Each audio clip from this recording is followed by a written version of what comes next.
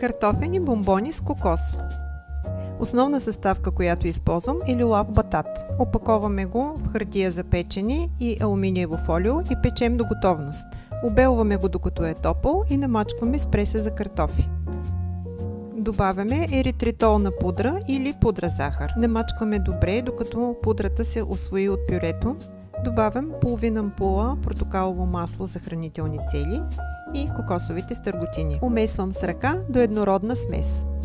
Оформям топчета и поставям в тава, заслана с хартия за печене. Слагам тавата в хладилника. Колкото по-студени са топчетата, толкова по-бързо ще се облекат в шоколад и той няма да се стича върху хартията. Глазурата е от черен шоколад и малко олио.